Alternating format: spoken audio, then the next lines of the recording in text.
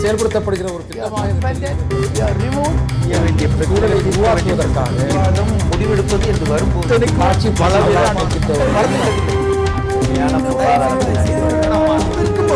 எதிர்த்து பேசிட்டு. வணக்கம். நேர்பட பேசி நிகழ்ச்சிக்கு வரவேற்கிறோம். தமிழகத்தின் அரசியல் கட்சிகள் அத்தனை பேரும் சட்டமன்ற தேர்தலுக்கு தயாராகி கொண்டிருக்கிறார்கள். ஆனால் கூட்டணி என்பது இன்னமும் கூட இழுபறியான நிலையில் தான் நீடித்துக் கொண்டிருக்கிறது. ஒரு பக்கம் பெரிய கட்சிகள் எல்லாம் திராவிட முன்னேற்ற கழகமும் அதே போல பாரதிய ஜனதா உள்ளிட்ட கட்சிகள் எல்லாம் கூட்டணிக்கான நிலைப்பாடுகளில் இன்னமும் நீடித்துக் கொண்டிருக்கிற ஒரு குழப்படியான ஒரு நிலை நீடிக்க, இன்னொரு பக்கம் மக்கள் நல கூட்டணி தன்னுடைய 3வது கட்ட பிரச்சாரத்தையே தொடங்கி நடத்தி கொண்டிருக்கிறது. இந்த பிரச்சார கூட்டத்தில் அந்த தலைவர்கள் முன்வைத்த பல்வேறு கருத்துக்கள் விமர்சனத்துக்கு உள்ளாகி இருக்கின்றன, விவாதத்துக்கு உள்ளாகி இருக்கின்றன. அதில் குறிப்பாக அந்த தலைவர்கள் குறிப்பிடுவது என்பது, இவர்கள் எல்லோரும் அந்த மக்கள் நல கூட்டணி என்பது உருவானதால் தான் திமுகவுக்கும் அதிமுகவுக்கும் பாரதிய ஜனதாவிற்கும் ஒரு கூட்டணி அமைவதில் ஒரு பெரிய இழுபறி நீடிக்கிறது. மக்கள் நல கூட்டணி தான் இத்தனை ஒரு இழுபறிக்கும் காரணமாக அமைந்திருக்கிறது. விஜயகாந்த் இவர்களுக்கு எல்லாம் தண்ணி காட்டுகிறார்கள் என்கிற ஒரு சொல்லவடை கூட பயன்படுத்தி இருக்கிறார்கள். அந்த அளவிற்கு இந்த 3 குறிப்பாக பாரதிய ஜனதா கட்சியும் திராவிட முன்னேற்ற கழகமும் விஜயகாந்துக்காக காத்திருக்கிறார்கள். எந்த விதமான குறைந்தபட்ச கொள்கையும் இல்லாமல் அவர்கள் இந்த பேரத்தை நடத்தி கொண்டிருக்கிறார்கள் என்கிற கடுமையான விமர்சனங்களையும் முன்வைத்திருக்காங்க. இது குறித்து தான் நாம் இன்றைக்கு விவாதிக்க இருக்கின்றோம். இன்றைய நம்முடைய விவாதத்தில் பங்கேற்கிறார்கள் அண்ணா திராவிட முன்னேற்ற கழகத்தின் ஆதரவாக இருக்கின்ற ஃபார்வர்ட் பிளாக் கட்சியினுடைய சட்டமன்ற உறுப்பினர் PV கதிரவன், அதே போல திராவிட முன்னேற்ற கழகத்திலிருந்து கவிஞர் சல்மா, மக்கள் நல கூட்டணியின் சார்பாக மார்க்சிஸ்ட் கம்யூனிஸ்ட் கட்சியினுடைய திரு கனகராஜ், பாரதிய ஜனதா கட்சியிலிருந்து திரு நரேந்திரன், பாட்டாளி மக்கள் கட்சியினுடைய வழக்கறிஞர் பிரிவு தலைவர் பாலு. அனைவருக்கும் வணக்கம். நரேந்திரன், உங்களிலிருந்து தொடங்கலாம். இன்றைக்கு உங்களுடைய தமிழக மாநில தலைவர் தமிழிசை பேட்டியில நாளை ஒருவேளை உங்களுடைய பொறுப்பாளர் மத்திய அமைச்சர் பிரகாஷ் ஜவடேகர் சென்னை வரலாம், மீண்டும் ஒரு சுற்று பேச்சுவார்த்தைக்கு அப்படிங்கிற ஒரு கருத்தை முன் வச்சிருக்காங்க. அடுத்த கட்டமாக விஜயகாந்தோடு பேசுவதற்கான வாய்ப்புகளை உருவாக்குகிறோம் அப்படின்னு ஒரு கருத்தையும் நீங்க கொண்டு வைக்கிறீங்க. இந்த நேரத்தில் இந்த மக்கள் நல கூட்டணி தலைவர்களுடைய விமர்சனத்தை நீங்க எப்படி பாக்குறீங்க? இவர்களுடைய அந்த கூட்டணி அமைந்ததனால்தான் உங்களால் ஒரு பெரிய கூட்டணி அமைக்க முடியவில்லை, நீங்க விஜயகாந்துக்காக காத்து கிடக்கிற ஒரு சூழல் வந்திருக்கிறது அப்படின்றாங்க. மக்கள் நல கூட்டணி ஒரு கூட்டணியாக பொதுமக்களே பொறுப்படுத்தவில்லை, நாங்களே பொறுப்படுத்த வேண்டும். ஆகவே அவர்கள் 5 பேர் சேர்ந்து ஆண்டிகள் மடம் கட்டியது போல ஒரு கூட்டணி அமைத்துக் கொண்டு அவர்களாக சென்று கொண்டிருக்கிறார். அது குறித்து எங்களுக்கு கட்சிகள் 5 கட்சிகள், நீங்க ஏதோ தனிநபர்கள் மாதிரி பேசிட்டு இருக்கிறீங்க. கிட்டத்தட்ட அப்படிதான், அது என்ன பொறுத்தல அப்படிதான் நான் பார்க்கிறேன் நான். ஆனால் பாரதிய ஜனதா கட்சியை பொறுத்தல பிரகாஷ் ஜவடேகர் மத்திய அமைச்சர் அவர்கள் கடந்த சனிக்கிழமை என்று அனைத்து கட்சிகளும் யாரெல்லாம் தேசிய ஜன கூட்டணியில் இருந்தால் அவர் கூட பேசியிருக்கிறார். மீண்டும் ஒரு புதிய கட்சிகளோடும் பேசியிருக்கிறார். அவருடைய கோரிக்கைகள் அவர்கள் என்னவெல்லாம் அவர் எதிர்பார்க்கலாம், இந்த விஷயங்கள் எல்லாம் மத்திய தலைமையோடு கலந்து பேசி மீண்டும் ஒரு முறை அமர்ந்து பேசி யாருக்கு எந்த அளவுக்கு எந்த சீட்டுகள் யாருக்கு ஒதுக்க வேண்டும், இது குறித்து அடுத்த கட்டத்தை நோக்கி நாம் நகர வேண்டும். இடையில் பட்ஜெட் இருந்த காரணத்தினால நேற்றைக்கு பட்ஜெட் தாக்கல் செய்யப்பட்டு அதன் காரணமாக உடனடியாக அவர் திரும்பி செல்ல வேண்டிய கட்டாயம் இருந்தது. ஆகவே நாளைக்கு அவர் வருவதாக இருக்கிறது. அவர் வந்த பிறகு மீண்டும் அந்த பேச்சுவார்த்தைகள் மீண்டும் யாருக்கு என்ன நிலைப்பாடுகள் இதை குறித்து நாம் பேசுவதற்காக தயாராக இருந்து. மக்கள் நல கூட்டணியை ஏதோ தனிநபர்கள் அப்படிங்கிற மாதிரி உங்க பார்வையா சொன்னீங்க. அவர்களுக்காவது 4 கட்சிகள் சேர்ந்து ஒரு கூட்டணியை உறுதி செய்ய முடிந்தது. அதுவும் சில மாதங்களுக்கு முன்பே உறுதி செய்து 2 கட்ட பரப்புரையும் கூட நிறைவு பண்ணிட்டாங்க. ஆனால் பாரதிய ஜனதா கட்சி மத்தியில் ஆட்சியில் இருக்கிற ஒரு கட்சி, ஒரு பெரிய கட்சியாக இருக்கிறீங்க அப்படின்றீங்க. உங்களுக்கு இதுவரைக்கும் எத்தனை கட்சிகள் வர முடிந்தது? இப்போதுதான் உங்களுடைய பழைய கட்சிகளையே கூட மீண்டும் பேச்சுவார்த்தைக்கு அழைத்து அதுக்குள்ள வர முடிந்திருக்கிறது. இன்னமும் தேமுதிக அதை பத்தி எந்த கருத்தும் சொல்லவில்லை. பாட்டாளி மக்கள் கட்சியும் உங்களோடு சேர்வதற்கான எந்த சமிக்கையும் கொடுக்கவில்லை. நீங்கள் எப்படி நினைக்கலாம்? நாங்கள் பேசிக் கொண்டிருக்கிறோம். கூட்டணி விவகாரத்தில் கூட்டணிகளை பேசுகின்ற போது ஒரு சில விஷயங்கள் வெளியில் சொல்ல முடியும், ஒரு சில விஷயங்கள் சொல்ல முடியாது. ஆனால் மக்கள் நல கூட்டணி பொறுத்தவரை 3 மாதம் முன்னர் தயாரிக்கிறார்கள். அவர்கள் வேறு யாரும் அழைத்துக் கொள்வதற்கு சேர்த்துக் கொள்வது தயாராக இல்லை. ஆக அவர்களாக ஒன்று சேர்ந்து கொண்டு அவர்கள் வேலை கடந்த 2 மாதங்களில் மட்டும் பல முறை உங்களுடைய மாநில தலைவர்கள் விஜயகாந்தை போய் நேரில் பார்த்திருக்கிறீங்க. விஜயகாந்தனுடைய மனைவி பிரேமலதா அவர்களை நேரில் பார்த்திருக்கிறீங்க. இதுக்கான பேச்சுவார்த்தைகள் நடத்துறீங்க. 2 முறை ஜவடேகர் அவர்களே சந்தித்திருக்கிறார். ஒரு முறை அதிகாரப்பூர்வமற்ற முறையில் சந்திப்பு நடந்தது. அதற்கு பிறகு அதிகாரப்பூர்வமாகவும் கடந்த ஞாயிறு என்று போய் சந்தித்து விட்டு வெளியில சொன்னது கூட்டணி தொடர்பாக பேசுகின்றோம். அவர் சில விஷயங்களை சொல்லியிருக்கிறார். நாங்க அகில இந்திய தலைமையோட கலந்து கொண்டு பேசுவேன்றார். ஆனால் தேமுதிக இருந்து வர பத்திரிகை குறிப்பு சொல்கிறது இது மரியாதை நிமித்தமான சந்திப்பு. நீங்க தான் கூட்டணின்னு சொல்றீங்க, அவங்க எந்த இடத்துலயும் கூட்டணி பேச்சுவார்த்தைன்னு சொல்லல. அப்ப எப்படி நீங்க இத நீங்க கூட்டணிக்கான பேச்சுவார்த்தைன்னு எடுத்துக்க? 2க்கு என்ன வித்தியாசங்க? ஒரு கூட்டணி உதாரணத்துக்கு திராவிட முன்னேற்ற கழகம் விஜயகாந்த் அவர்களை கட்சியோடு எப்படியா இணைக்க வேண்டும் என்று கடுமையான பிரம்ம பிரயத்தனம் பண்ணிட்டு இருக்காங்க. இல்ல அவங்க ஒரு அழைப்பு கொடுத்தாங்க, அழைப்பு கொடுத்துட்டாங்க. அதற்கான முயற்சி எந்த வித முயற்சி எடுக்கவில்லை. காரணம் விஜயகாந்த் அவர்கள் மீது எந்த விதமான விருப்பத்தையும் தெரிவிக்காத காரணத்தால் அடுத்த கட்டத்தை நோக்கி அவர்கள் செல்ல முடியும். அவரோட விருப்பம் பாரதிய ஜனதா பக்கமும் வரல. அவர் சொன்னது மக்கள் நல கூட்டணி நல்ல கூட்டணியாக இருக்குங்கிற ஒரு கருத்தை தான் வச்சிருக்காங்க. வெளிப்படையாக அவர் பாராட்டிய ஒரு அணி என்பது நடந்திருக்க முடியாது. வெளிப்படையான ஒரு அறிவிப்பு என்பது மக்கள் நல கூட்டணியை பத்தி தான் அவர் சொல்லியிருக்காரு. அப்படின்னா அவரோட பிரெஃபரன்ஸ் மக்கள் நல கூட்டணியா தான் இருக்கும். பாரதிய ஜனதா பத்தி எப்படி நம்ம சொல்ல முடியும்? பாரதிய ஜனதா கட்சியும் விஜயகாந்துடைய தேமுதிக கட்சியும் ஒரே மாதிரி சிந்திக்க வேண்டும் என்ற நிர்பந்தம் யாருக்கு கிடையாது. அவரோட கட்சி வேறு, எங்களுடைய கட்சி வேறு.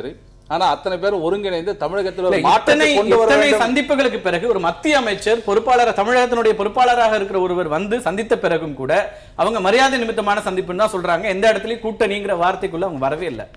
பாரதிய ஜனதா தான் சொல்லிட்டு இருக்கு.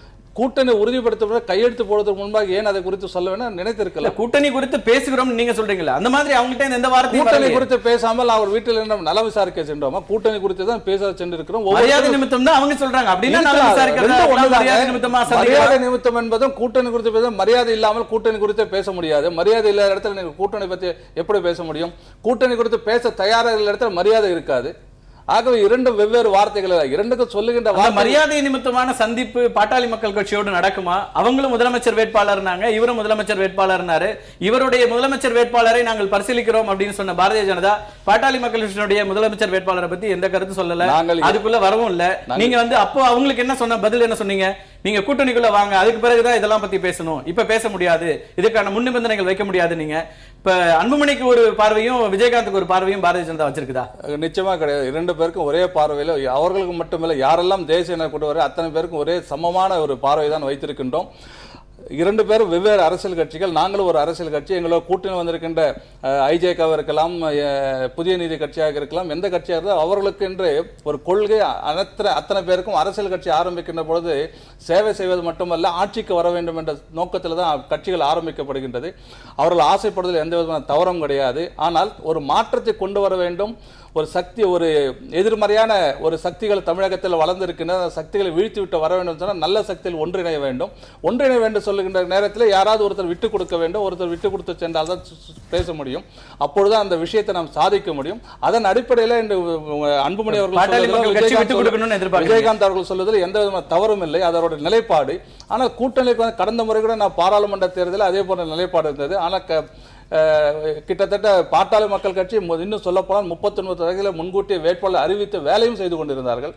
அவர்களுக்கு கடைசியில எல்லா வேட்பாளர் வாபஸ் இந்த முறையும் அந்த மாற்றம் வரும்னு எதிர்பார்க்கிறீங்க? இல்ல, இந்த முறை அதே போல ஒருங்கிணைந்த கருத்தின் அடிப்படையில் இந்த கூட்டணி உருவாகும் என்று நான் நம்புகிறேன். பாலு, நீங்க தான் இதுக்கான பதில் சொல்லணும். அவர் வந்து 2-3 விஷயங்களை முன்வைக்கிறார். ஒன்னு, பாட்டாளி மக்கள் கட்சி கடந்த தேர்தலில் நடந்தது போல இப்போதும் நடக்கலாம், நாங்கள் அதுக்கான ஒரு நம்பிக்கையோடு இருக்கிறோம் அப்படிங்கிறாரு. ரெண்டாவது, முதலமைச்சர் வேட்பாளர் அப்படிங்கிற ஒரு விஷயத்துல விஜயகாந்த் கொடுக்கிற ஒரு முக்கியத்துவம் அன்புமணிக்கு கொடுக்கப்படல. இதை எப்படி பாக்குது? இல்ல, நான் அந்த வார்த்தை சொல்லவே, நான் என்னோட கேள்வியை சொல்லவே இல்லைங்க. முக்கியத்துவத்தில் கருத்துக்களை சமமாக ஏற்றுக்கொள்கிறோம். அது குறித்து நான் இரண்டு பேரும் என்னுடைய கேள்வியாக நான் வைக்கிறேன். இதுவரை பல முறை விஜயகாந்த் பார்த்திருக்காங்க. விஜயகாந்தனுடைய அந்த கிங்ஷிப்பை ஏத்துக்கிறேன்னு முரளிதர் ராவ் சொல்றாரு. ஆனால் அன்புமணியினுடைய அந்த முதலமைச்சர் வேட்பாளர் அப்படிங்கிற தகுதியை ஏற்பதற்கு அவங்க முன் வரல. இதை எப்படி நீங்க பாக்குறீங்க? பாஜகவினுடைய நிலைப்பாடு தொடர்பாக பேசுவதற்கு முன்பாக இந்த விவாதத்தினுடைய மைய கருவாக, இந்த விவாதம் எடுத்துக்கொண்டதற்கான மைய கருவாக நீங்கள் துவக்கத்தில் சொன்ன விஷயம் தொடர்பாக நான் ஒரு செய்தியை சொல்லியாகணும். மக்கள் நல கூட்டணியால் தான் இவ்வளவு பெரிய அளவிற்கான குழப்பங்கள் நடக்கிறது, நாங்கள் தான் அந்த சக்தியாக இருக்கிறோம் என்று சொல்லியிருக்கிறார்கள். தமிழ்நாட்டில் திராவிட முன்னேற்றக் கழகம், அனைத்து இந்திய அண்ணா திராவிட முன்னேற்றக் கழகத்திற்கு மாற்றாக ஒரு அணி, ஒரு அரசியல் தமிழ்நாட்டில் வேண்டும் என்பதை வெறும் வார்த்தையாக மட்டுமல்ல, அரசியல் ரீதியாக, கொள்கை ரீதியாக பொதுக்குழுவை கூட்டி முடிவெடுத்து அதற்கு பிறகு முதலமைச்சர் வேட்பாளரை அறிவித்து அதற்கு பிறகு தேர்தல் அறிக்கை வெளியிட்டு மாற்றம் முன்னேற்றம் என்று சொல்லக்கூடிய முழக்கங்களோடு பாமக தமிழ்நாடு முழுக்க நீங்கள் யாராவது வந்தால் எல்லோரும் சேர்ந்தால் நாங்கள் முதலமைச்சர் வேட்பாளர் என்ற அளவில் இல்லாமல், நீங்கள் எல்லாம் வாங்க நாங்கள்லாம் உங்களை ஏற்றுக்கிறோம் என்று சொல்லாமல், பாட்டாளி மக்கள் கட்சி இந்த நிலையில் திமுக அண்ணா திமுக இல்லாமல் எங்களுடைய அணி பாட்டாளி மக்கள் கட்சியினுடைய தலைமையில் அன்புமணி ராமதாஸை முதலமைச்சராக ஏற்றுக்கொள்ளக்கூடியவரோடு அணி என்று சொல்லி முதலில் தமிழ்நாட்டில் அரசியல் களம் அமைத்த இயக்கம் பாட்டாளி மக்கள் கட்சி. மக்கள் நல கூட்டணி இப்பொழுது நவம்பர் மாதம், கடந்த ஆண்டு நவம்பர் மாதம் தான் முதலில் அதற்கான ஒரு வடிவம் கொடுத்தார்கள். அது ஒரு பெரிய தாக்கத்தை ஏற்படுத்தவில்லை. இன்னொரு செய்தியை நீங்கள் துவக்கத்திலே சொன்னீர்கள், விஜயகாந்திற்காக எல்லோரும் காத்து கொண்டிருக்கிறார்கள் என்று சொல்லி.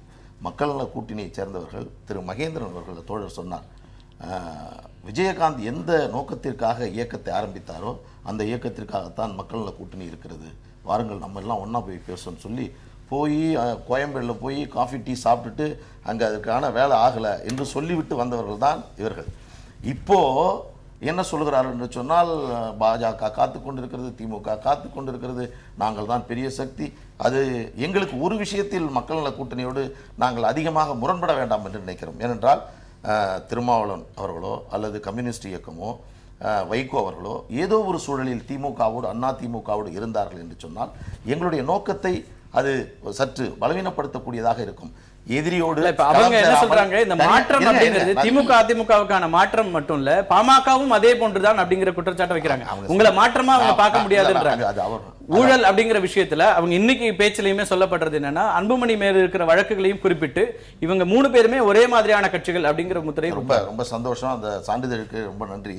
நாங்க என்ன சொல்றோம்னா, தமிழ்நாட்டில் ஒரு 2 கட்சிக்கு மாற்றா ஒரு களம் காடுகிறோம் என்று சொன்னால், ஒரு அரசியல் அதிகாரம் தமிழ்நாட்டில் 2 பெரிய இயக்கங்கள் 50 ஆண்டுகள் தமிழ்நாட்டை சூறையாடியது. நாம் பல்வேறு விஷயங்களில், ஊழல் மட்டுமல்ல பல சூழல்களை செய்ததற்காக ஒரு மாற்று அரசியலை முன்னெடுத்து சொல்லக்கூடிய இயக்கம். இன்னும் சொல்ல போனால் திருமாவளவன் என்ற ஒரு நபருக்காக பாட்டாளி மக்கள் கட்சியை ஒதுக்கி வைத்தவர்கள். கம்யூனிஸ்டினுடைய பல தோழர்கள் எங்களோடு சொன்னார்கள், எங்களுக்கும் உங்களுக்கும் பெரிய வேறுபாடு இல்லை, இன்னைக்கு வேணா அண்ணா பொது நிகழ்ச்சிங்கிறதுக்காக மறுக்கலாம். ஆனால் நான் என்ன இந்த கருத்து சொல்றேன்னா, பாஜக தொடர்பாக செய்தி இல்ல, நீங்க சொன்னதுக்கு சொல்லிடணும். அண்ணா அவர்கள் வருவாங்க போவாங்கன்னு சொன்னாரு. எங்களுடைய நிலைப்பாட்டை எங்களுடைய மாநாட்டில் எங்களுடைய முதலமைச்சர் வேட்பாளர் அன்புமணி ராமதாஸ் அவர்கள் வந்தால் மகிழ்ச்சி, வராவிட்டால் நீங்க வேண்டான்னு சொல்லி அவங்க விஜயகாந்த் ஆப்ஷன் எடுத்த பிறகு வந்தால் மகிழ்ச்சி அப்படின்னா நீங்க காத்துட்டு இருக்கீங்க இல்ல. தயவு செய்து சொல்லுங்க, இவங்களை மட்டும் சொல்லல. நீங்க சொல்றீங்கல்ல தமிழ்நாட்டில் உங்களோடு யார் யார் வருவார்கள் என்று, மற்றவர்களை எதிர்பார்த்து பாமக இல்லை என்பதை மிக தெளிவாக சொல்லிட்டோம். இன்னும் நாங்கள் பேசுகிறோம் போகிறோம்லாம் சொல்கிறார் அண்ணன் நரேந்திரன் அவர்கள். நாங்கள் தெளிவாக சொல்லிடுறோம், முதலமைச்சர் வேட்பாளராக அன்புமணியை ஏற்றுக்கொண்டு பாட்டாளி மக்கள் கட்சியினுடைய தலைமையில் அணி என்று சொன்னால் எங்களோடு பேச வாருங்கள். அதை தவிர பேசுவதற்கு ஒன்றுமில்லை என்பதை மிக தெளிவாக மிக நிதானமாக 2 முதலமைச்சர் வேட்பாளர்களை எப்படி கையாள போறீங்க நரேந்திரன்? அதான் இப்ப உங்க முன்னாடி இருக்கிற சவால். கையாளக்கூடிய தகுதியும் திறமையும் பாரதிய ஜனதா கட்சி தலைமைக்கு இருக்கிறது. சரி, திரு கனகராஜ் உங்கள்கிட்ட இருந்து தான் வர வேண்டி இருக்கிறது. நீங்க யாரும் இல்லாம தனித்து இருக்கிறவர்கள் இப்படி எல்லாம் ஆரம்பிச்சிட்டாங்கன்னு ஒரு குற்றச்சாட்டை நரேந்திரன் வச்சிருந்தாரு. அதே போல பாலு சொல்லும் போதும் நாங்க ஒரு மாற்றாக நாங்க தான் இருக்கிறோம், இது மக்கள் நல கூட்டணிங்கிறது மாற்று கிடையாது, நாங்க தான் இந்த மாற்றுங்கிற முழக்கத்தையே முதலில் வைத்தவர்கள், இதுக்கான ஒரு இந்த தொடக்கத்தை நாங்க தான் வச்சோம், இந்த இப்படியான ஒரு ஐடியாலஜியை நாங்க தான் கிரியேட் பண்ணோம் அப்படிங்கிற ஒரு கருத்தை முன்வைக்கிறார். அப்படி ஒவ்வொருத்தரும் கிளைம் பண்ணுறதை நீங்கள் யாரும் கேள்விக்குள்ளாக்க முடியாது, அது கிளைம் பண்ணுறோம். திரு நரேந்திரன் பேசும்போதே சொன்னார், அவங்க ஒன்றும் இல்லை, ஒரு 4-5 பேர் இருக்காங்க அப்படின்னு சொன்னார். அஃப்கோர்ஸ் வரலாறு நெடுகிலும் இப்படி ரொம்ப சின்னதாக இருந்தவங்க தான் பல மிகப்பெரிய இமயமலை போல் இருந்தவர்களை வீழ்த்தி இருக்கிறார்கள். அது டேவிட்டும் கோலியாத்துமா இருக்கலாம், அல்லது இந்த மாதிரி நீங்கள் வரலாற்றின் நெடுகிலும் இந்திய வரலாற்றின் நெடுகிலும் கூட நீங்கள் அதை பார்க்க முடியும். ஆனால் ஒன்று நான் ஹம்பிளாக சொல்லுவேன், எனக்கு எங்கள் மக்கள் நல கூட்டணி எங்களோட சேர்ந்து நிற்கிறவங்க அடுத்த நிமிஷம் ஜெயிச்சு வந்த உடனே இப்போ அவங்களுக்கு பிஜேபிக்கு இருக்கக்கூடிய ஒரு மிகப்பெரிய பிரச்சனை இருக்கிறது. அவங்க நாட்டில் இந்த இந்தியாவில் ஆட்சிக்கு வருவாங்களா இல்லையான்னு தெரியாத போது இருந்தவங்கெல்லாம் அதற்கு பின்பு கைவிடப்பட்டு அந்த குரலை எல்லா இடத்திலும் கேட்க முடிந்திருக்கிறது. அது விஜயகாந்த்கிட்ட கேட்க முடிஞ்சது, டாக்டர் ராமதாஸ்கிட்ட கேட்க முடிஞ்சது, திரு ஏசி சண்முகத்துக்கிட்ட கேட்க முடிஞ்சது, இந்திய ஜனநாயக கட்சிகிட்ட கேட்க முடிஞ்சது. இப்படி எல்லா கட்சிகளும் அவர்கள் எங்களை அதற்கு பின்பு ஒரு பொருட்டாக மதிக்கவில்லை என்கிற அந்த குரல் கேட்டது. அந்த மாதிரியான ஆணவங்கள்லாம் எங்களுக்கு ஒன்றும் கிடையாது. நாங்கள் வி ஆர் வெரி ஹம்பிள். நாங்கள் ஒரு மாற்றத்தை உருவாக்க வேண்டும் என்று நினைக்கிறோம். எங்களுக்கு நபர்கள் பிரச்சனை இல்லை, கொள்கை மட்டும்தான் பிரச்சனைன்னு சொல்லியிருக்கோம். கொள்கையில் வேறுபாடு இருக்கிறவர்களோடு நாங்கள் கூட்டணி சேருவதில்லை என்பதையும் நாங்கள் சொல்லியிருக்கிறோம். எனக்கு அந்த இடத்துல தான் இப்ப கேள்விகள் வருது. என்ன கொள்கை அடிப்படையில் இப்ப நம்ம வந்து நீங்க விஜயகாந்தை ப்ரிஃபர் பண்ணி அவர் கட்சியோடு சேரும்போது இது ஒரு கொள்கை சார்ந்த மாற்று அணியாக இது வரும் அப்படிங்கிறது எந்த அடிப்படையில் நீங்க இல்லை, விஜயகாந்த் அல்ல. இப்போ நீங்கள் இப்போது இந்த அணியில் இருக்கக்கூடிய 4 பேருக்கு இடையிலையும் கூட பல்வேறு விதமான பிரச்சனைகளில் மாற்று கருத்துக்கள் இருக்கு. ஆனால் இந்த மாற்று கருத்துக்களை எல்லாம் ஒரு எங்கே ஒருங்கிணைக்கிற புள்ளி எதுவோ அது எங்களுடைய குறைந்தபட்ச செயல் திட்டம். ஸோ யார் இனி புதிதாக வந்தாலும் அந்த குறைந்தபட்ச செயல் திட்டத்திற்கு உள்ளே நின்று செயல்பட வேண்டும் என்பதுதான். எனவே அதை ரிலாக்ஸ் பண்ணுறது, இவர் வந்தால் இதை ரிலாக்ஸ் பண்ணிப்போம். நீங்கள் இந்த அணிக்குள்ள நீங்கள் முதலமைச்சர் இல்லை என்கிற பிரச்சனை கிடையாது. யார் தலைவர் விஜயகாந்த் விஷயத்துல அதுலயும் நீங்க காம்ப்ரமைஸ் பண்ணீங்க. இல்ல வைகோ பத்தி முதலமைச்சர் வந்த போதோ திருமாவளவனை முதலமைச்சர் போதோ எல்லா நேரங்களிலும் தேர்தலுக்கு முன்னதாக நாங்க முதலமைச்சர் வரையில இல்ல உங்க கேள்வியை நான் கேட்கிறேன். ஆனால் விஜயகாந்த் வரும்போது அதை பத்தி பரிசீலிப்போம் அப்படிங்கிற வரும்போது அப்ப நீங்களும் அந்த கொள்கையில சமரசம் செய்துக்கிறீங்கன்றது தானே. சரி, ப்ராப்ளம் என்னன்னா இந்த 4 பேரும் சேர்ந்து ஒரு முடிவு எடுக்கிறாங்க.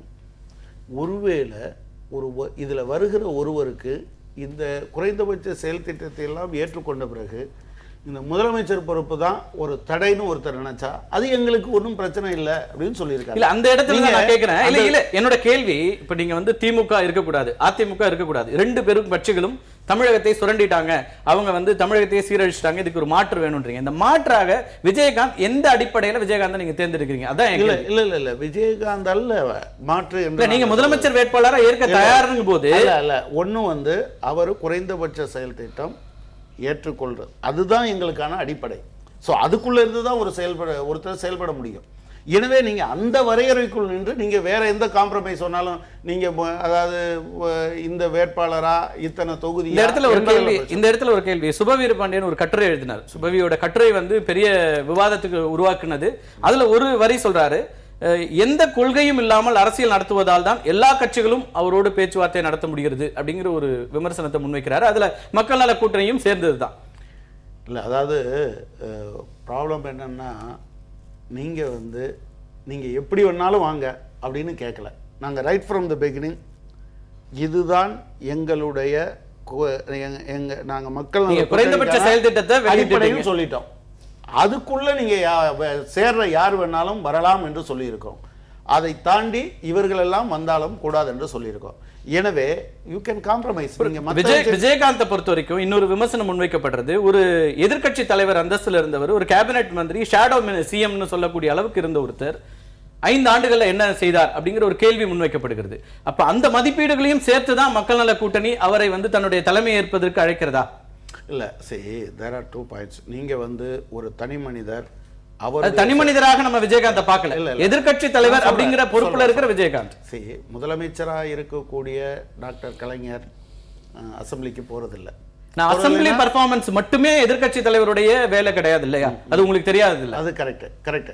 நீங்க வந்து ஒரு புள்ளியில் அவர் ஒன்றுபடுகிறார். திமுக அதிமுக இரண்டுக்கும் எதிராகத்தான் நான் இந்த இயக்கத்தை ஆதரித்தேன் என்று. உங்களுடைய குறைந்தபட்ச செயல் திட்டம் கொள்கைங்கிறது திமுக அதிமுகவுக்கு எதிரான நம்பர் ஒன். அதோடு ஒன்றுபடுகிறவர்கள் குறைந்தபட்ச செயல் திட்டத்தை ஏற்றுக்கொள்கிறவர்கள். இது 2மா இருக்கு.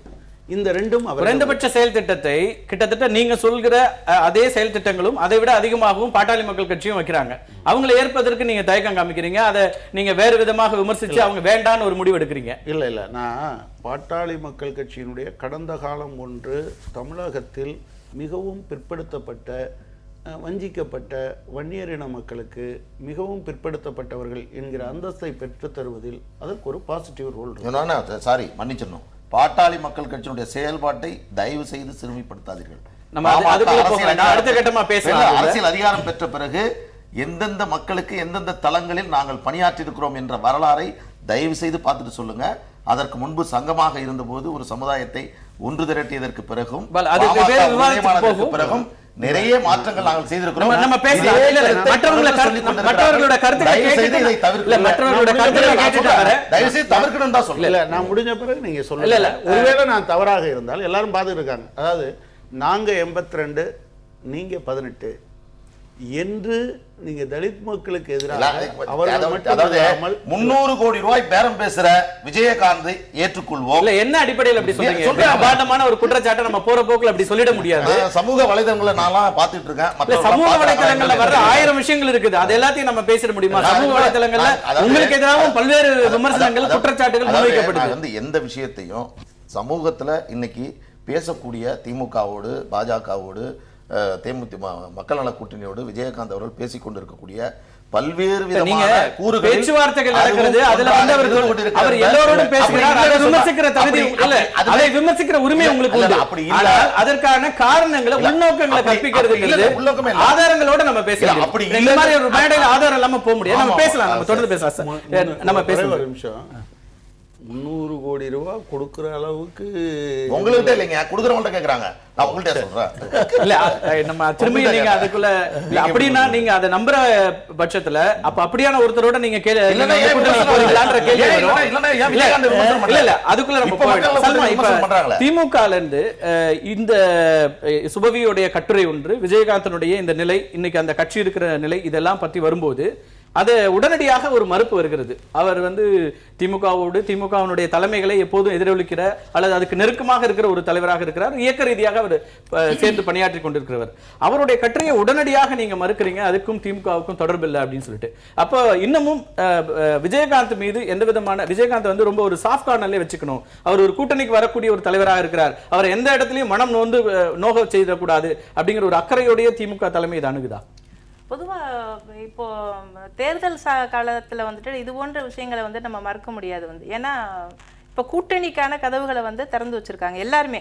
இப்போ எல்லாருமே வந்து எந்த கட்சியோடு சேர்ந்தால் நமக்கு வந்து பாசிட்டிவாக இருக்கும், எப்படி வந்து நம்ம ஓட்டை அதிகமாக்க முடியும், எப்படி வந்து ஜெயிக்க முடியுங்கிற ஒரு நோக்கம் எல்லாருக்குமே இருக்குது. அப்படிங்கிறப்போ எங்களுக்கு அது போன்ற ஒரு நோக்கம் இருக்கா. நம்ம வந்து அவர் சொல்கிற மாதிரி பிஜேபியிலேருந்து சொன்ன மாதிரி நாங்கள் வந்து ரொம்ப வற்புறுத்தி அவரை கூப்பிட்டு இருக்கோம் அப்படிங்கிற மாதிரியான விஷயங்கள் வற்புறுத்தி கூப்பிடுறது சொல்லவே இல்லைங்க. தொடர் முயற்சிகள் தலைவர் வந்துட்டு யார் வேணாலும் கூட்டணிக்கு வரலாம் அப்படின்னு சொல்றாரு. அவங்க சொல்றது இப்ப பாரதிய ஜனதா கட்சி நேர்ல போய் இத்தனை முறை சந்திப்புகளை நடத்தும் போது திமுக வெறுமனே அழைப்பு மட்டுமே கொடுத்தது அப்படிங்கிறாங்க. யாரோட பேச முடியாது, விருப்பத்தின் பேர்ல பேசிட்டு இருக்கோம். வற்புறுத்தல் என்ற வார்த்தையை பயன்படுது. நாங்க யாரை வற்புறுத்த முடியும்? யாரையும் கட்டாயப்படுத்த வற்புறுத்த முடியாது. அதாவது கூட்டணிங்கிறது வந்துட்டு எல்லாருமே போன முறை வந்து ஜெயலலிதாவே வந்து தன்னுடைய அப்ப வந்து 2 பேருக்கு மாற்றா வந்தேன்னு சொன்ன விஜயகாந்த் வந்து அப்ப ஜெயலலிதாவோட சேர்ந்தாரு வந்துட்டு. அவங்க வந்துட்டு தனித்து சந்திக்கிறதுக்கு பதிலாக விஜயகாந்த் சேர்த்துட்டு தான் எலெக்ஷனை சந்திச்சாங்க. இப்போ அதுக்கான ஒரு முயற்சியை இங்கே நாங்களும் எடுத்துக்கிட்டு இருக்கோம். யார் வேணாலும் சேரலாம் அப்படிங்கிறது எங்கள் தலைவருடைய கொள்கை, அவருக்கு வரவேற்பு அப்படிங்கிறத அவர் முன்வைக்கிறார். இங்கே பிரச்சனை என்னென்னா, இப்போ இந்த மக்கள் நல கூட்டணி தான் இங்கே வந்துட்டு அதனால தான் வந்துட்டு விஜயகாந்த் தடுமாறாரு அப்படிங்கிற ஒரு விஷயத்தை வந்துட்டு நம்ம ஏற்றுக்கிற முடியாது. ஏன்னா இன்றைக்கி வந்து இன்னைக்கு நடந்துகிட்டு இருக்கக்கூடிய இந்த ஆட்சியின் மேலே மக்களுக்கு வந்து மிகப்பெரிய ஒரு வெறுப்பு உருவாகியிருக்கு. அதுதான் இங்கே முக்கியமான விஷயம். வந்து கூட்டணியை தாண்டி இங்கே நமக்கு திமுகவுக்கு இருக்கக்கூடிய ஒரு பாசிட்டிவான ஒரு விஷயமா நாங்கள் அதை தான் பார்க்குறோம். வந்து இன்னைக்கு எல்லா விதத்திலயும் மக்கள் வந்து இந்த ஆட்சி திமுக தான் அப்படின்னு எல்லாரும் முடிவு பண்ணிட்டா உங்க கூட வந்திருக்கணும் எத்தனை பேரும். இல்ல மக்கள் வந்து முடிவு செய்யணும். எந்த ஆட்சி போகணும்னு அவங்க முடிவு பண்ணிட்டாங்கன்னா அதுக்கு கூட்டணி மட்டும்தான் அப்படின்னு இல்ல, வாக்களிக்கிறதுக்கு தயாரா இருப்பாங்க. இந்த நேரத்துல அப்படி இல்ல, அது நீங்க முடிவு பண்ண முடியாத வந்துட்டு காலப்போக்கில் என்ன டைம் இருக்கு. இது நம்ம வந்து தொடர்ந்து வந்து மக்கள் நல கூட்டணி ஜனநாயக நாட்டில் அவங்க 4-5 பேர் சேர்ந்து ஒரு கட்சியை உருவாக்குறாங்க. அது நிச்சயமாக அதை யாரும் எதிர்க்க முடியாது, அது அவங்களுடைய விருப்பம். ஆனால் இன்னைக்கு வந்துட்டு பிஜேபிங்க வந்து எந்த ஒரு அடித்தளமும் இல்லாத ஒரு நிலையில தான் இன்னைக்கு இருந்துகிட்டு இருக்கு. வந்துட்டு விஜயகாந்துக்கே தெரியும் அவங்களோட போனாக்கா இங்கே பெரிய அளவுக்கு இருக்காங்க. இங்கே தமிழ்நாட்டை பொறுத்த அளவிற்கு இங்கே பெரிய அளவிற்கு அவங்களால வின் பண்ண முடியாதுங்கிறது விஜயகாந்துக்கும் தெரியும். அப்போ வந்து அவர் நிச்சயமா நான் ஒரு விஷயத்தை இந்த இடத்துல சொல்லி இல்லன்னு தமிழ்நாட்டில் சொல்றாங்க. அவங்க அப்சர்வேஷன் நீங்க வந்து இப்ப மக்கள் நல கூட்டணி சொன்னீங்கல்ல, 4 தனி நபர்கள் அந்த மாதிரி ஆதாரத்தோட சொல்றேன். இன்னொருத்தர் சொல்றேன் மக்கள் அதுக்குள்ள போக வேண்டாம். நம்ம தொடர்ந்து பேசலாம். அடித்தளம் இல்லைன்னு சொல்லி நான் பதில் சொல்லிதான் ஆகணும். ஒரே பேசலாம். உங்களுக்கு அந்த நேரம் இருக்கு. அதுக்கு சேர்த்து பதில் சொல்லட்டும். 5 முறை தமிழகத்தை ஆண்ட திராவிட முன்னேற்ற கழகத்திற்கு 2011 சட்டமன்ற தேர்தல் எதிர்க்கட்சி அந்தஸ்து கூட தமிழகத்தில் கிடைக்கவில்லை. அடித்தளமே இல்லாத பாரதிய சொல்லக்கூடிய பாரதிய ஜனதா கட்சிக்கு 2014 நாடாளுமன்ற தேர்தலில் தேசிய ஜனநாயக கூட்டணிக்கு கிட்டத்தட்ட 19 வாக்குகள் அளித்தது மட்டும் 2 பாராளுமன்ற உறுப்பினர்கள் நாங்கள் பெற்றிருக்கின்றோம். திராவிட முன்னேற்றத்துக்கு கிடைத்தது 0 தான்.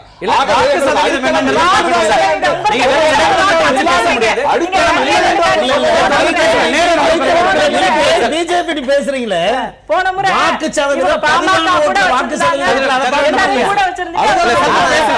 தொடர்ந்து பேசலாம். ஒரு சிறிய இடைவேளைக்கு பிறகு தொடர்ந்து பேசலாம். கதிரவன் உங்கள்கிட்ட தான் கேட்க வேண்டியிருக்கிறது. உங்களுக்கும் அந்த கேள்வி இருக்கு. மொத்த பேரும் அதிமுகவை ஆட்சியிலிருந்து அகற்ற வேண்டும் அப்படிங்கிற ஒரு ஒற்றை குறிக்கோள்ல தான் செயல்பட்டு இருக்காங்க. அதுக்கிடையில தான் மக்கள் நல கூட்டணி சொல்றாங்க அதிமுகவும் கூட இந்த கூட்டணி அமைப்பதில் திணறி கொண்டிருக்கிறது அப்படிங்கிற ஒரு கருத்தை முன்வைக்கிறாங்க. ஒரு சிறிய இடைவேளைக்கு பிறகு உங்களுடைய பதிலை கேட்கலாம். கதிரவன், இப்போ ஆளுகின்ற கட்சியாக இருக்கிற அதிமுக விஜயகாந்தனுடைய மூவுக்காக தான் காத்திருக்கு. அவர் அடுத்த கட்டமாக என்ன நடவடிக்கை எடுக்க போகிறார், யாரோடு கூட்டணி அமைக்க போகிறார், அதை வைத்துதான் அடுத்த கட்ட நகர்வுகளை அதிமுகவும் அதுக்காக காத்திருக்கு அப்படிங்கிறது எப்படி பார்க்க? அனைத்து இந்திய அண்ணா திராவிட முன்னேற்ற கழகம் கடந்த 5 ஆண்டுகளாக 2011 ஆட்சியில் இருந்து வருகிறார்கள். அவர்கள் தேர்தல் காலத்தில் கொடுத்த வாக்குறுதிகளை அப்படியே அந்த கொடுத்த 54 வாக்குறுதிகள் அனைத்தும் நிறைவேற்றிருக்கிறார்கள். அது மட்டுமல்ல, அவர்கள் 110 சட்டமன்றத்தில் 110 ஒவ்வொரு அதாவது மக்கள் தேவையான சில திட்டங்களை அறிவித்து அதையும் நிறைவேற்றிருக்கிறார்கள். தேர்தல் அறிக்கையும் நிறைவேற்றிருக்கிறார், வாக்குறுதியும் நிறைவேற்றிருக்கிறார். அந்த 5 ஆண்டுகளுக்கு நிறைவேற்றிருக்கிறார்கள். அதே போன்று புதிய திட்டங்களும் அறிமுகப்படுத்தியிருக்கிறார். அந்த அடிப்படையில் கடைசி அதாவது கிராம தேர்தல் அறிக்கையில 1 லட்சம் கோடியாக இருக்கிற கடனை நம்ம அடைக்கணும் அப்படின்னாங்க. இப்ப 2.4 லட்சம் கோடியாக அது உயர்ந்திருக்கிறது. அதுதான் 5 ஆண்டு கால அதுல அந்த வாக்குறுதி நிறைவேற்றம்னு அதை எடுத்துக்கிறது இல்ல. அதுல உங்களுக்கு வளர்ச்சி என்னன்னு பார்க்கணும். வளர்ச்சியில் வரும்போது செலவுகள் வருவது இயற்கை. ஆனால் அவங்க ஒரு நாம்ஸ் வச்சிருக்காங்க. அதுக்கு ஒரு நாம்ஸ் வச்சிருக்காங்க. அந்த நாம்ஸ்ல இன்னும் 19% தான் இருக்கு. அது வேற ஸ்டேட்டை கம்பேர் பண்ணி சுதந்திரம் அடைந்ததுல இருந்து 2011 வரைக்கும் இருந்தது 1 லட்சம் கோடி கடன். அதுக்கப்புறம் இந்த 5 ஆண்டுகள்ல அது எவ்வளவு ஆயிருக்குது? 242 ஆயிருக்கு. இல்ல ஒரு நிமிஷம் ஒரு ஆயிருக்கு மறுக்கல. ஆனால் அதே நேரத்தில் அதாவது அடிப்படை வேலைகள் எவ்வளவு நடந்திருக்குன்னு நீங்க பார்க்கணும். அதைத்தான் சொல்றாங்க அந்த அரசுல அம்மாவுடைய அரசுல ஆட்சியினுடைய சாதனைகளுக்காக உங்களுக்கு வாக்குகள் வரப்போகுது அப்படிங்கிறீங்க நீங்க இப்போ. ஆனா ஒரே ஒரு நிமிஷம், இந்த கூட்டணி என்பது 1967 இருந்து அரசியல் கூட்டணி வைப்பது 67 இருந்து நடந்து வருது. இப்ப இன்னைக்கு மக்கள் நல கூட்டணி சொல்றாங்களே, அவங்க எல்லாமே ஒவ்வொரு தடவையும் ஒவ்வொரு கூட்டணியில் இருந்தாங்க. யாரும் மறுக்க முடியாது. அவங்களும் மறுக்கல. நாங்கள் அவங்கள திருத்தலாம் அவங்களோட கூட்டணி சேர்ந்தோம். ஆனா திருத்த முடியல, அதனால வெளியில வந்துட்டோம் பேசுறாரு விஜயகாந்த் கூட. அவர் முதல்ல 2011 அனைத்து இந்திய அண்ணா திமுக வச்சாங்க. 2014 இதே நிலைமை வரும்போது காங்கிரஸ் அன்னைக்கு பிரைம் மினிஸ்டர் இருந்தவர் போய் பார்த்தாங்க. 2வது பிஜேபியை பார்த்து பிஜேபி ஒரே நேரத்தில் காங்கிரஸ் போய் பார்க்குறாங்க, 2வது அவரை பார்க்குறாங்க. அதனால அவங்களுக்கு அந்த கொள்கை ரீதியான ஒரு அதிமுக என்ன கொள்கை ரீதியான கூட்டணி மட்டும் தான் வைக்கிறதுன்னு இப்போ பார்க்க முடியுமா? இல்ல நான் எதுக்கு சொல்றேன்னு சொன்னா, அட்டிய ஸ்ட்ரோக்ல நீங்க ஒரு டைம் வைக்கலாம், அடுத்த டைம் இல்ல, ஒரே தடவையில கொள்கை ஒரு நாள்ல மாத்த கூடாது, அடுத்த நாள்ல மாத்தலாம். இல்ல அதாவது கூட்டணி, அதாவது அசெம்பிளி தேர்தல் வருது, பார்லிமெண்ட் தேர்தல் வருது, அந்த காலகட்டங்கள் வேறு. ஆனா ஒரே நேரத்தில் பாராளுமன்ற தேர்தலில் போனாரு. இன்னைக்கு கூட நேத்து நீங்க 2011 வைகோக்கு என்ன பண்ணீங்க? நம்ப வைத்து கழுத்தறுத்ததாக திருமாவளவன் இப்ப குற்றச்சாட்டு வைக்கிறாரு. சொல்றாரு உங்க கூட்டணியில இருந்தவங்க தான். நீங்க அப்ப விஜயகாந்த் வராருன்னு வைகோவுடைய எண்ணிக்கையை குறைச்சிங்க, எல்லாம் பண்ணீங்க. இது கூட்டணி பேச்சுவார்த்தை நடக்கும். யாரால் பலன் கிடைக்கும் நினைக்கிறீங்களோ அவங்கள கூட்டணியில சேர்த்துக்கிறீங்க. இதுதான் நடந்துட்டு இருக்கு.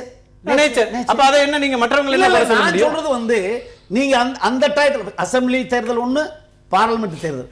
நான் ஒரே பார்லிமெண்ட் தேர்தலில் ஒரே தடவையில் காங்கிரஸ் பிஜேபியை பார்த்தது விஜயகாந்த் தவிர வேறு எவரும் கிடையாது. அதுக்கு சொல்றேன் நான். ஏன்னா ஒரு ஸ்டெப் எடுத்தால் அந்த ஸ்டெப்ல சரியா இருக்கல. இல்லை அதே மாதிரி நம்ம இவர் இப்போ 4 கூட்டு மக்கள் நல கூட்டணி இருக்காங்க. அவங்கள 2 இருக்கு. இப்போ ஒன்று கூட்டணி அமைக்கிறதுக்கு அவங்க விரும்பணும், அவங்க கொள்கை ரீதியா விரும்பணும், அவங்க கொள்கை பிடிக்கல. ரெண்டாவது யாருமே கூப்பிடலன்னு சொல்லாலும் போலாம். ரெண்டு இருக்கு. இப்ப அவங்க வந்து கொள்கை ரீதியா போறோம்னு அவங்க சொல்றாங்க, பரவாயில்ல. நாங்க சொல்றோம் யாருமே உங்களை கூப்பிடல, அதனால நீங்க போல. திமுகவும் அதிமுகவும் வேணாம்னு சொன்ன கட்சிகள் இப்ப தனியா போயிட்டாங்க நீங்க கிளைம் பண்றீங்க. ரெண்டு ரீசன் தான் இருக்க முடியும். அந்த ரெண்டு ரீசன்ல இதுதான் அவங்க கொள்கை ரீதியான்னு சொல்றாங்க. ஏன்னா இதே திமுக கூட்டணி இருந்தாங்க, தேர்தல் தேதி அறிவிக்கல, போன 6 மாதத்துக்கு முன்னாடியே வேண்டாம்னு வெளியில வந்தவங்க எப்படி நீங்க ஒரே சொல்றேன். இதேவங்க போன அசெம்பிளிக்கு எங்க இருந்தாங்க, பார்லிமெண்ட்டுக்கு எங்க இருந்தாங்க, இதே ஆளுதான் இருந்தாங்க. இதெல்லாம் இப்ப வந்து தேர்தல் அரசியல்ல ஒவ்வொரு தேர்தலையும் கட்சிகள் மாறுறது, அணி மாறுறதுலாம் ரொம்ப வழக்கமா ஆயிடுச்சு இன்னைக்கு நம்ம அரசியல்ல. நான் கேட்கிற கேள்வி, நீங்க வந்து இவ்வளவு தைரியமாக இருக்கிற ஒரு கட்சி, ஆட்சி நாங்க வந்து எல்லாத்தையும் செஞ்சு முடிச்சிட்டோம், ஆட்சிக்கு வரப்போறோம் அப்படின்னா ஏன் வந்து கூட்டணி தொடர்பான விஷயங்கள்ல தயக்கம் காமிக்கணும்? இன்னும் உங்களை கூட கூப்பிட்டு பேசல, ஏற்கனவே இருக்கிற கட்சிகளை கூட அழைத்து இன்னும் பேசல. அனைத்து இந்திய அண்ணா திராவிட அப்ப விஜயகாந்தனுடைய முடிவுக்காக காத்திருக்காங்க. இது தவறான செய்தி. அதாவது அவங்க கட்சியில அவங்க முடிவெடுக்கிறதுக்கு அவங்களுக்கு ரைட் இருக்கு. நாங்க கூட ஃபார்வர்ட் பிளாக் வந்து அனைத்து இந்திய அண்ணா திராவிட முன்னேற்ற கழகத்தோட நாங்க எங்க கூட்டத்தில் தீர்மானம் நிறைவேற்றி கொடுத்திருக்கோம். நாங்கள் வந்து சேர்வது தயார். பட் அவங்களுக்கு ஏற்கனவே இருக்கீங்க, தொடர்வதற்கு தயார் அப்படின்னு கொடுக்குறீங்க சொல்லியிருக்கோம். அவங்க வந்து அவங்களுக்கு ஒரு தேர்தல் குழு அமைப்பாங்க, தேர்தல் தேதி வரணும், அதுக்காக வெயிட் பண்றாங்க. எப்போதுமே முன்னிலையில் இருக்கிற அதிமுக இப்போது இவ்வளவு தூரம் தயக்கம் காமிக்கிறதுக்கு இது ஒரு காரணமாக கேள்வி. அவங்க கட்சியுடைய நடவடிக்கை, சூழலுக்கு ஏற்ற முடிவுங்கிறதெல்லாம் அப்படிதானே நம்ம பொருள் கொள்ள வேண்டியது. அதாவது அவங்க என்ன நினைக்கிறாங்கன்னா அவங்க கட்சி அது, அவங்க கட்சியில அவங்க என்ன வேணாலும் முடிவெடுக்கலாம், அதுல யாரும் தலையிட முடியாது. அதுக்காக வந்து நீங்க ஒரு பக்கம் சொல்றீங்க இது மாதிரி அவங்களுடைய சாதனைகளே போதும் வெற்றி பெறலான்னு. ஆனால் மக்கள் நல கூட்டணி, பாட்டாளி மக்கள் கட்சி, மற்ற எல்லா திமுக உள்ளிட்ட கட்சிகள் எல்லாமே நீங்க வந்து ஒரு ஊழல் வழக்கை சந்தித்துக் கொண்டிருக்கிற ஒரு நிலையில உங்களை மக்கள் ஏற்க மாட்டாங்க. மதுவிலக்கு கொலையில அவளை பேசுறாங்களே, இந்த மது கொலையத்தில் இருந்த இந்த நால்வர் அவங்களும் கூட்டணியில இருந்து தான் மதுவிலக்கு இருந்துச்சு. அன்னைக்கு கேட்கலையா? தெரியல அன்னைக்கு. ஏன் இன்னைக்கு மட்டும் அந்த புதிய புத்தகம் வருது? மக்கள் நலம் சரி. வைகோ, நான் ஒரு நிமிஷம் சொல்றேன். வைகோ அந்த கட்சியில ஒருவர் திமுக சொல்ல முடியுமா?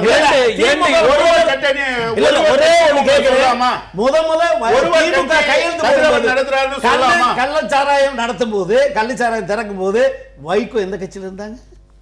சரி, திமுக நீங்க ரெண்டு இடதுசாரி கட்சிகள் வெவ்வேறு நிலையில தானே இருக்கிறீங்க. மறுக்கல. நாங்க காங்கிரஸோட பிஜேபியோட போக கூடாது, தட் இஸ் அவர் பாலிசி. அதுல நாங்க அந்த ஸ்டாண்ட் விட்டு மாறல. அதிமுக இருக்குன்னு சொன்னா எங்க பாலிசியோட ஒத்து வருது. நாங்க உங்களுக்கு பாலிசி, அவங்க கட்சிக்கு பாலிசி வேற, தேர்தல் கூட்டணி வேற. கூட்டணி காலங்களில் பேசலாம், தொடர்ந்து பேசலாம். திரு கடையராஜ், சுபவியோட கட்டுரையில ஒரு முக்கியமான ஒரு அம்சமும் இருக்கு, அதையும் கூட நான் குறிப்பிட்டு சொல்ல இருக்கேன். ஒரே நேரத்தில் திமுக, கம்யூனிஸ்ட், பாஜக, காங்கிரஸ் என எல்லா கட்சிகளும் அவரை அழைக்கின்றன. அதுல குறிப்பா அவர் சொல்றாரு, அவர் சமூக நீதியை ஆதரிக்கவும் இல்லை, எதிர்க்கவும் இல்லை, பொதுவுடைமை கோட்பாட்டை ஆதரிக்கவும் இல்லை, எதிர்க்கவும் இல்லை, இந்துத்துவ கொள்கையை ஆதரிக்கவும் இல்லை, எதிர்க்கவும் இல்லை. இப்படி ஒரு நடுநிலையான கட்சியா அப்படின்ற மாதிரி ஒரு விமர்சனத்தை அவர் முன்வைக்கிறாரு. இதுல நீங்க உங்க பார்வை என்ன? இப்படியான ஒரு கட்சி தான் நீங்க கொள்கை சார்ந்த ஒரு கட்சியாக இருக்குதுன்னு மக்கள் நல கூட்டணி அவரை முதன்மையான ஒரு கட்சியாக கூட்டணியில சேர்க்க காத்திருக்கிறதா? இல்ல, முதல்ல அதுக்கு முன்னால இந்த நால்வர் அணி என்கிற பிரயோகத்தை நான் அதை உங்க தவிர்க்கணும்னு நான் சொல்ல விரும்புறேன். மக்கள் நல கூட்டணி ஏற்கனவே முடிவாக கதிரவன் சொல்றத இப்போ நான் திருப்பி கூட சொன்னேன், அவர் ஒருவர் கட்சியான்னு. அது கூட தவறுன்னு தான் நான் நினைக்கிறேன். அப்படி அவர் சொன்னதுனால நான் அப்படி பண்ணியிருக்கக்கூடாதுன்னு. அதே போல் பேசுகிற போது இப்போ எங்களுக்கு எதுவுமே இல்லைன்னு சுரேந்திரன் சொன்னார், நரேந்திரன் சொன்னார். நான் அமைதியாக இருந்தேன். ஆனால் அவருக்கு அடித்தளம் இல்லைன்னு இவங்க சொன்னோன்னே அவர் ஆதியோட அந்தமாக போய் நீங்கள் விவாதம் என்று வருகிற போது ஒருவருக்கு என்ன பிரயோகத்தை பயன்படுத்துகிறோமோ இதுவே ஒரு குவாலிட்டின்னு நான் நினைக்கிறேன். அடுத்து தோழர் கதிரவன் ரொம்ப அழகாக சொன்னார், தேர்தல் வாக்குறுதியெல்லாம் நிறைவேற்றிட்டாங்கன்னு. அவர்கிட்ட நான் சொல்ல விரும்புகிறேன், அந்த தேர்தல் வாக்குறுதியை நீங்கள் படிங்க. 2வது விவசாய புரட்சின்னு சொல்லியிருக்காங்க. விவசாய தொழிலாளிகளுடைய வருமானத்தை 2 மடங்கு 3 மடங்கு சொல்ல போகிறேன்னு சொல்லியிருக்காங்க. யார்ட்டையாவது இந்த நிலம் கையகப்படுத்தினா அவங்களையெல்லாம் அந்த தொழிற்சாலையில் பங்குதாரர் ஆக போகிறோம்னு சொல்லியிருக்காங்க. ஒரு இடத்த நீங்கள் சொல்லுங்கள், 86 லட்சம் பேருக்கு வேலை கொடுக்க போகிறதா சொல்லியிருக்காங்க. இதெல்லாம் நடந்திருக்கான்னு எனக்கு தெரியும். அதாவது தொலைநோக்கு திட்டம் 2023 கொண்டு வந்து 84 லட்சம் பேர் தொலைநோக்கு திட்டம் 2023 கொண்டு வந்தாங்க. அதுல என்னன்னா பசுமை 2ஆம் பசுமை இது விவசாய புரட்சியில கொண்டு வந்து அதுல வந்து 2 மடங்கு வருமானம் இல்ல 3 மடங்கு ஒரு நிமிஷம் நான் 2023 பத்தி பேசல, உங்க தேர்தல் அறிக்கையை பத்தி பேசுறேன். தயவு செய்து தேர்தல் அறிக்கையுடைய முதல் அம்சத்தை எடுத்து பாருங்க. 300x10 சோலார் பவர் பிளான்ட் கொண்டு வருவோம், 3000 மெகாவாட் அதுல மட்டும் உருவாக்குவோம்னு சொல்லியிருக்காங்க. தயவு செஞ்சு போய் படிங்க, நான் அதுக்குள்ள போகல. இல்ல அதாவது அந்த விஷயத்துல நான் என்ன சொல்றேன்னா, நீங்க திமுக ஆட்சி தமிழகத்தில் இருந்த போது இல்ல ஒரு நிமிஷம், அதாவது மின்வெட்டு காரணமாவே அவங்க தோத்ததுக்கு இன்னைக்கு அனைத்து அதிமுக ஆட்சிக்கு வந்த பின்னாடி சர்ப்ளஸ் ஒரு விஷயம் திரு கதிரவன் சொன்னதுக்கு சொல்றேன். அதிமுக வந்த பிறகு 1 மெகாவாட் கூட நீங்கள் உற்பத்தி செய்யவில்லை. ஒரு நிமிஷம் சகோதரி சல்மா, ஒரு நிமிஷம் இருங்க. எந்த பிளான்ட்ல 1 மெகாவாட் சொல்லுங்க, ஏதாவது ஒரு பிளான்ட் பேர சொல்லுங்க. ஏங்க உங்க ஆட்சி காலத்துல கொண்டு வந்தாங்க, பரவாயில்லை.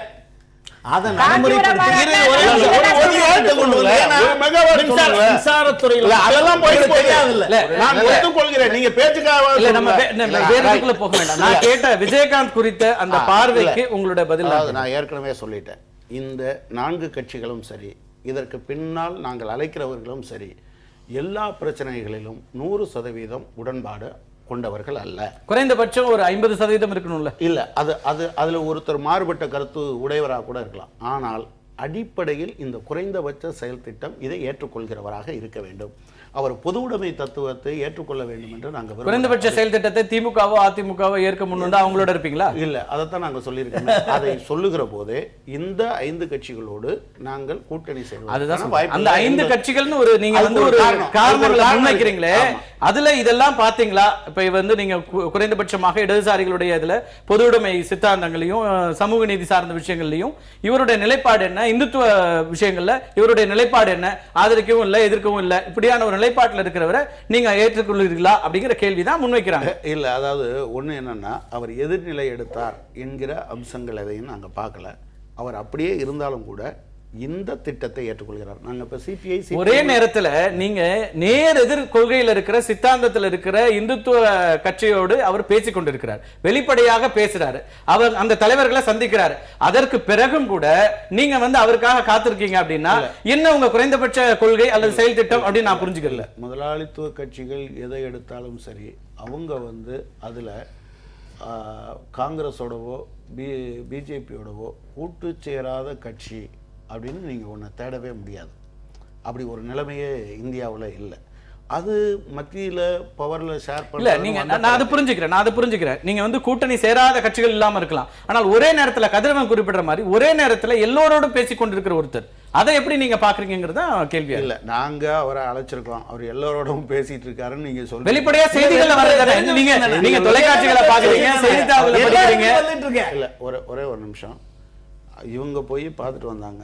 அவர் இவங்க வந்து பேச்சுவார்த்தை நடந்திருக்கு, முடிவு சொல்கிறோன்னு சொன்னாங்க. அவர் இல்லை, நாங்கள் மரியாதை நிமித்தம் தான் அப்படின்னு சொன்னாங்க. திமுகவோட பேச்சு நடந்துகிட்டு இருக்குன்னு சொல்கிறாங்க. திருமதி பிரேமலதா என்ன சொல்கிறாங்கன்னா, இல்லை திமுக காங்கிரஸ் ரெண்டுமே ஊழல் கட்சி, திமுகவையும் அதிமுகவையும் எதுக்குறேன்னு சொல்கிறாங்க. ஸோ நான் என்ன பார்க்குறேன்னா, வெளிப்படையாகவும் சரி பூடகமாகவும் சரி பல விஷயங்கள் நடந்து கொண்டிருக்கு. காங்கிரீட்டா வராத விஷயங்களின் மீது பேச வேண்டாம். சல்மா, திமுக அதிமுக 2 கட்சிகளுடைய ஆட்சியில தான் தமிழ்நாடு சுடுகாடு ஆயிடுச்சு அப்படின்னு பிரேமலதா பேசுறாங்க. ஆனால் இதற்கு பிறகும் இத்தனை விமர்சனங்களை முன்வைக்கிறாரு. குறைந்தபட்சமாக உங்களுடைய சமூக நீதி, பொது உடைமை உள்ளிட்ட பல்வேறு கொள்கைகள்ல அவருடைய பார்வை என்னன்னே தெரியாத ஒருத்தருக்காக காத்து கிடக்கிற ஒரு சூழல் இருக்குன்னு உங்களை ஆதரிக்கிற, உங்கள் கொள்கைகளை சித்தாந்தங்களை ஆதரிக்கிற சுபவியை குறிப்பிடுறாரு. ஆனாலும் திராவிட முன்னேற்ற கழகம் இன்னமும் கூட அவருக்காக காத்திருக்கிறது அப்படின்னா ஒரு பலவீனமான இடத்துல திராவிட முன்னேற்ற கழகம் இருக்கிறதா? வெற்றி பெற முடியாது அப்படிங்கிறதுனால அவர் வேணும் அப்படிங்கிற ஒரு இடத்துல நிக்குதா?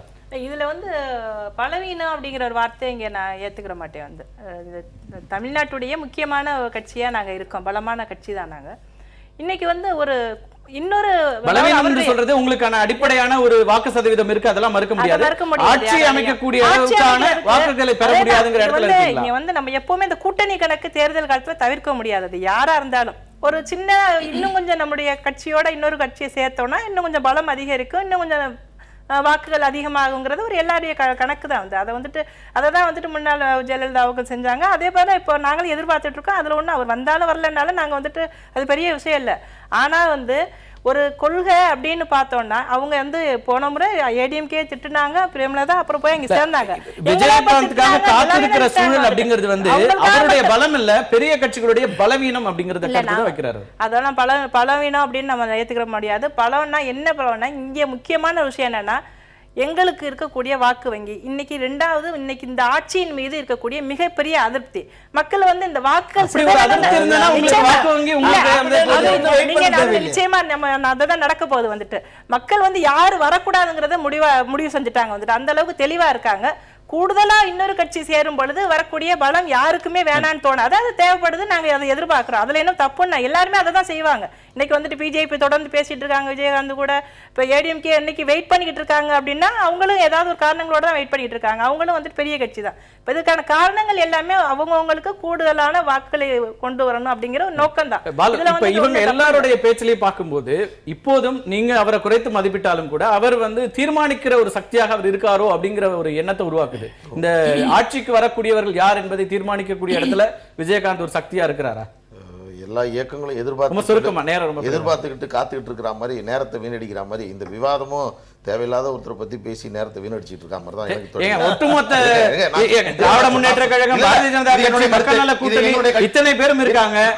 ஒவ்வொரு நாளும் அவருடைய பேசும்போது என் கருத்து அடுத்தது மிக முக்கியமான தகவல், சுபவி அவர்களுடைய கருத்தை மையமாக வைத்து மூன்றாவது பெரிய கட்சியா தேமுதிக தான் இப்பவும் இருக்கு. அதையும் நீங்க சொல்லுங்க. சுபவியினுடைய கருத்தை மையமாக வைத்து ஒரு கட்ட சுற்றை நடத்திட்டோம். சுபவியினுடைய கருத்து தொடர்பாக எனக்கு 2 விஷயங்கள் இருக்கிறது. ஒன்று, சுபவி அவர்கள் இப்போது விஜயகாந்தை விமர்சனம் செய்து காத்துக் கொண்டிருப்பது தவறு என்கிறார். ஆனால் அதே சுபவி ஈழப் பிரச்சனையில் துரோகம் செய்துவிட்ட காங்கிரஸோடு நான் எப்படி இருப்பேன் என்று சொல்லி வெளியே வந்த திமுக காங்கிரஸோடு கூட்டணி செய்ததை ஏற்றுக்கொள்கிறாரா, அது சரி என்கிறாரா இல்லை என்பதை அவர் தெளிவுபடுத்தல. இன்னொரு மிக முக்கியமான விவாதத்தோட முக்கிய புள்ளி சுபவி கிடையாது. நான் சொல்றத கேளுங்க.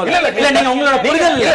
இப்போ இந்த இடத்துல தீர்மானிக்கிற சக்தியா விஜயகாந்த் இருக்காரு. மிக முக்கியமானது. அடுத்தது இப்போ என்ன சொல்றாருன்னா, சுபவி அவர்கள் திராவிட முன்னேற்ற கழகம் சுயமரியாதை இயக்கம், சுயமரியாதை விட்டுவிட்டு ஒருவருக்காக காத்துக் கொண்டிருப்பது சரியல்ல என்று சொன்ன சுபவி அவர்கள் வேறும் எதிர்க்கட்சி தலைவர் அல்ல, திராவிட முன்னேற்ற கழகத்தினுடைய மேடையிலே முழங்கக்கூடியவர்,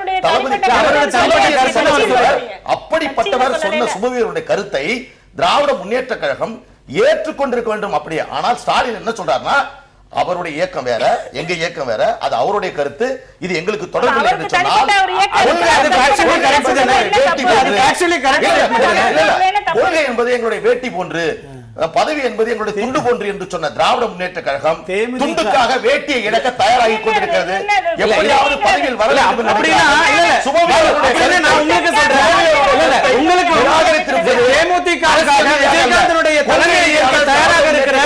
பாரதிய ஜனதாவோடு இன்னமும் கூட்டணியில் சொல்ல முடியாத நீங்க திமுக அரசியல் ரீதியாக திராவிட முன்னேற்ற கழகம் நிராகரிக்கல. உங்களுடைய தலைமையை ஏற்காத பாரதிய ஜனதா கட்சி விஜயகாந்த் ஏற்கிற அப்படின்னு சொல்ற பாரதிய ஜனதா கட்சி வேண்டாம்னு சொல்லக்கூடிய ஒரு இடத்துல நீங்க இல்லாத போது அதை விமர்சிக்கிற இடத்துல நீங்க இருக்கீங்களா என்ற கேள்வி இருக்கு. நேரம் ரொம்ப நீங்க சொல்லலாம் இல்ல நாங்கள் தனித்து போகிறோம், எங்களுக்கு பாரதிய ஜனதா வேண்டாம் அப்படின்னு நீங்க சொன்னீங்களா?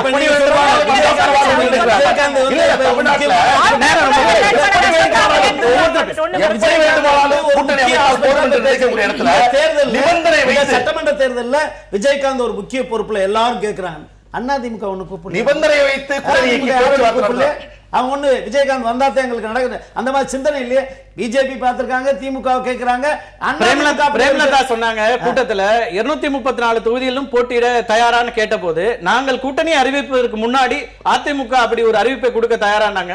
அதிமுக அப்படி ஒரு அறிவிப்பு 20ஆம் தேதி நாங்க எல்லாத்தையும் அறிவிப்போம்.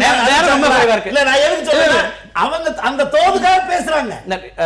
நீங்க உங்களுடைய இறுதி கருத்துக்களை முன்வைங்க. பாரதிய ஜனதா கட்சி இன்னமும் விஜயகாந்த், ஒருவேளை விஜயகாந்த் உங்களுடைய கோரிக்கை ஏற்காமல் உங்களோட கூட்டணிக்கு வராமல் போனால் அது மிகப்பெரிய ஒரு பலவீனமாக ஆகிவிடுமா, தனித்து விடப்பட்டதாக ஆகிடுமா, பெரிய கட்சிகள் எதுவும் இல்லாத ஒரு சூழலுக்கு தள்ளப்படுமா? ஒருவேளை என்றால் உங்களுடைய ஊகத்திற்கெல்லாம் நாம் பதில் சொல்ல முடியாது.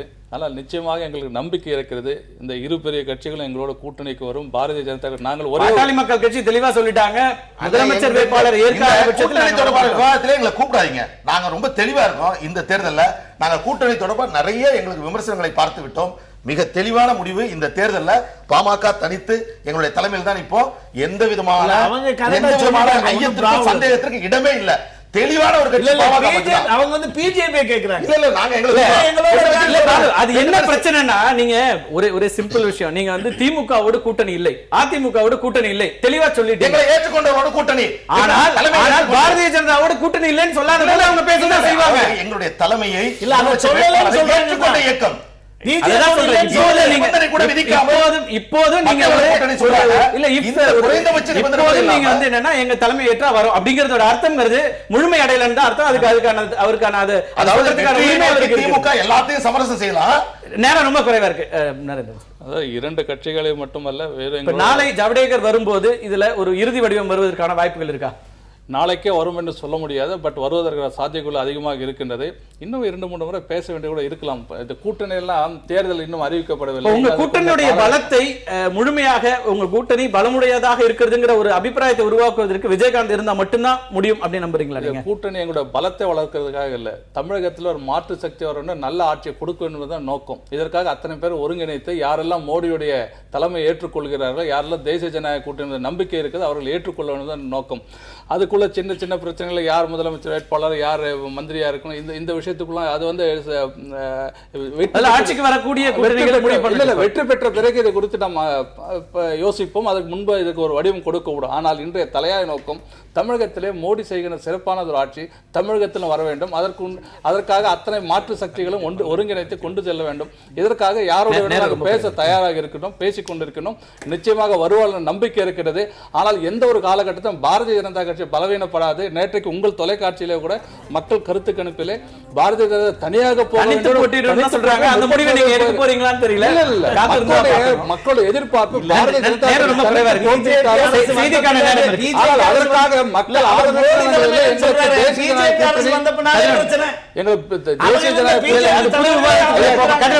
தேசிய ஜனநாயக கூட்டணி நிச்சயமாக மிகப்பெரிய வெற்றி பெறும் என்ற நம்பிக்கை எங்களுக்கு இருக்கிறது. அத்தனை பேர் எங்களோட ஒருங்கிணைந்து பணியாற்றுவார்கள். நிச்சயமாக எந்த குழப்பம் எல்லாம் இந்த கூட்டணி இருக்கும். மற்ற கட்சிகளை பற்றி நான் சொல்ல நன்றி. உங்களுடைய அனைவரின் வருகைக்கும் நன்றி. மீண்டும் ஒரு நிகழ்ச்சியில் சந்திக்கலாம். நன்றி, வணக்கம்.